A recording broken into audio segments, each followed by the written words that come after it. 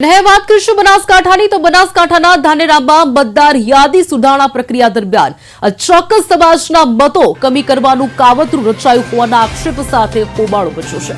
ધાનેરા નગરપાલિકા વિસ્તારમાં રહેતા રિટાયર્ડ શિક્ષકો, સરકારી કર્મચારીઓ અને ખેડૂતો સહિતના મુસ્લિમ મતદારોના નામ રદ કરવા માટે ફોર્મ નંબર 7 નો દુરુપયોગ કરવામાં આવ્યો હોવાનું સામે આવ્યું છે।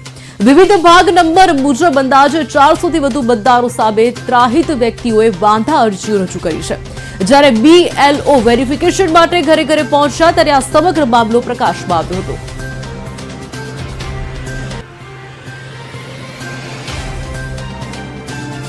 सात नाम कमी माटेना आवेला छे ए एम के कया कारणसर आवेला छे एनी विगतवार तपास थवी जोईए एवी एमनी मागणी हती।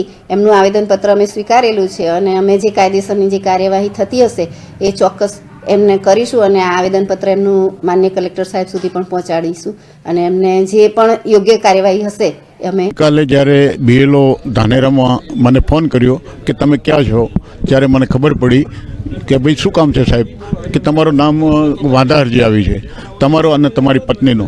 એટલે હું એમને મળ્યો એટલે મને બતાવ્યો, ફોર્મ બતાવ્યા।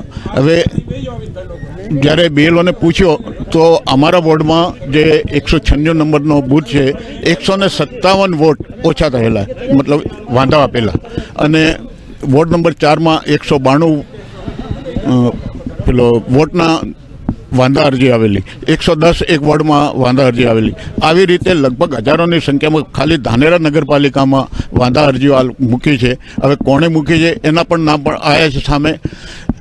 ગામડાની અંદર બી કાલે રાતે મને મેસેજ આવ્યા કે ગામડાની અંદર બી આવી રીતે મુસ્લિમ સમાજ પ્રત્યે ભાવના રાખી અને ખોટી રીતે નામ રદ કરવા માટે વાંધા અરજીઓ આપી છે।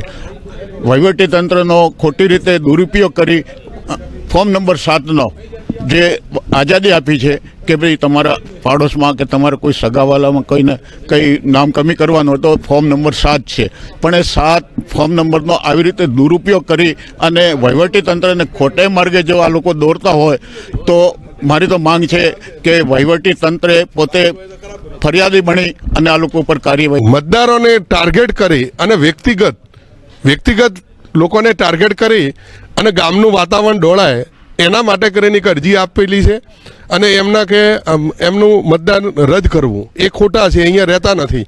હવે હું આપના માધ્યમથી એક વાત કરવા માગું છું, જે લોકો અહીંયા આગળ ચૂંટણી લડ્યા છે